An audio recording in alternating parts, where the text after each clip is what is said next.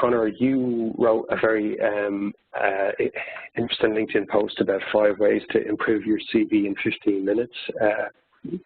Maybe you could just relate those kind of 5 ways, and we'll carry on from there. Yeah, sure. So, you know, a lot of it, there's 5 points, and I'm sure Aidan can send the article on afterwards, and it'll all be there, and I did a video about it as well. But it's mostly kind of stuff, everyone's like, oh yeah, it's so obvious. But stuff like Arial font, 10, 11, 12 kind of size as well. That's pretty key. Check the spelling. Now, sometimes what happens is people format the CVs and they write it in English, but they do it in Word, but maybe they're in, you know, China or something. So when they check the Word, it doesn't always work out the right way. So you need to make sure that you know, that you do check that. That's really important. To be honest, sometimes when people, like, 1 or 2 spellings, that happens to everybody, but if it's more than that, it just looks kind of, unfortunately, careless.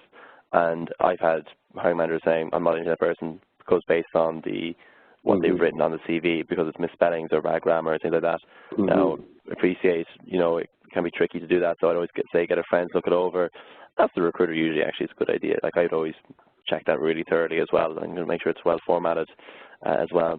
And sometimes people kind of decide they want a really different CV. So a good example is actually there's an area called front-end development, developing UI, and they always do their CVs very differently, and they're cool. Yeah. But in Oracle Financial Functional, usually it's just like I can send a CV template afterwards. You don't need to, you know, change the world or put in any pictures or kind of cool graphics. You just have the information there as well. It'd be good. I appreciate some guys are also maybe coming from abroad, and I'd always say your visa situation, because sometimes that can be kind of tricky, because sometimes, like, look, we can only have people coming from a certain area, but if you're from abroad and you really want to move to Ireland, I would put that in there.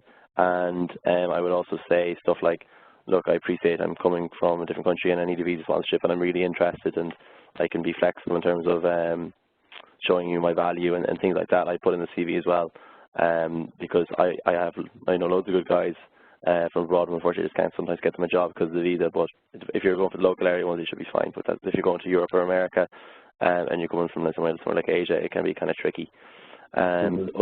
Other tips, what else have I written down?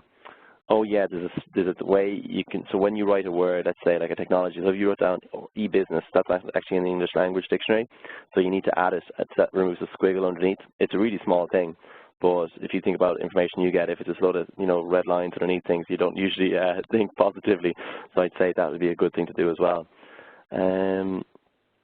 Like I said, 4 or 5 pages, kind of talked about that earlier. Good project examples. I'm always interested in project examples. Usually a lot of my job is actually matching up projects from candidates. That's what I'm really interested in. Put all the information on, so things like contact details, so phone numbers, email addresses. Actually, phone numbers is an interesting one. So if you're, let's say, based in Brazil and you're applying for a job in the US, if you can possibly get a US cell phone number, that would be really good, because a lot of people sometimes just discard CVs when they see the phone code not being local. It's a really small thing. Like, you can have the phone number there and you might not use it, or you might not have the cell, but usually you can get these like cheap pay-as-you-go ones. If you can get them on the post, I think if you go online, they're quite good. That's be quite a good idea. Obviously the address as well, you know, it could be kind of tricky, but if you do the phone number, it's the first step. And references as well. Usually I love when people have like their names and phone numbers listed in the CV. I'm like, oh, this is a good person. Like, they're really confident in the references. That's a really good sign of quality work.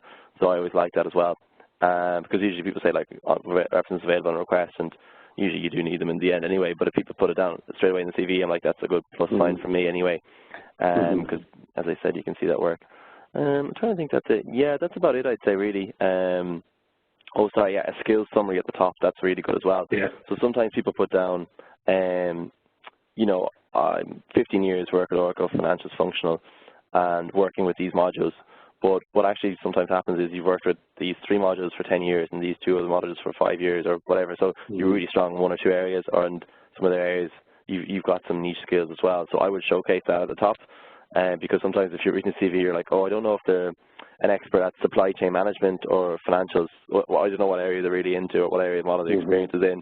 Because if you just put it down, I've worked in these modules, then it can be kind of hard. Well, you call them and ask them, but it's probably better for everybody. I don't want to call somebody like, hey, here's a supply chain job. Like, well, I used it for 6 months 10 years ago. And that's not really always relevant.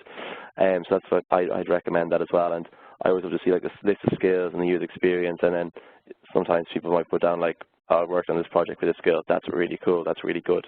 Then if if I have, let's say, a greenfield project, and you've got on your CV, I've worked with Oracle EBS, let's say Oracle HR. I've worked with Oracle HR in a greenfield project, and I did it for 2 years.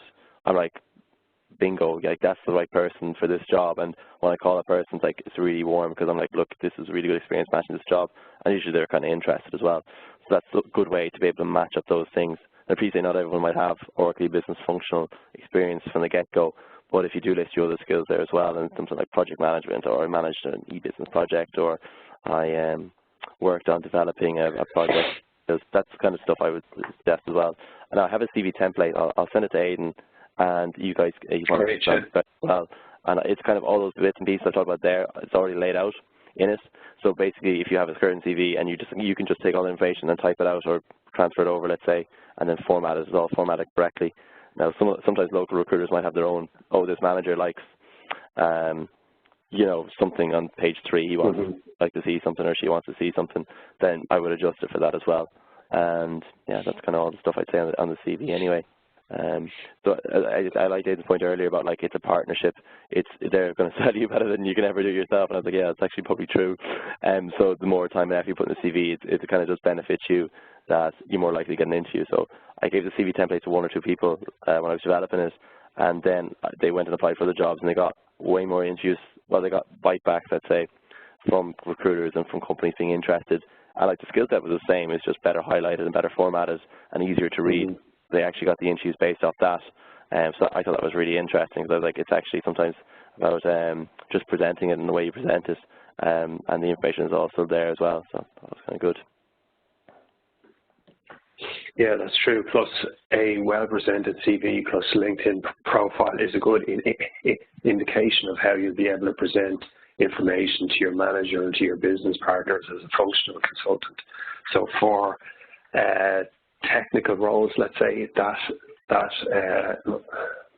mightn't be as important, but for functional consultant, they often ask for strong communication skills, and to have all of that lined up, to have it jump off the page, what your strengths are, what your skills are, what your goals are, is a really good positive. It puts the hiring manager in the right frame of mind, let's say, about you as a person and how you're going to be to communicate with.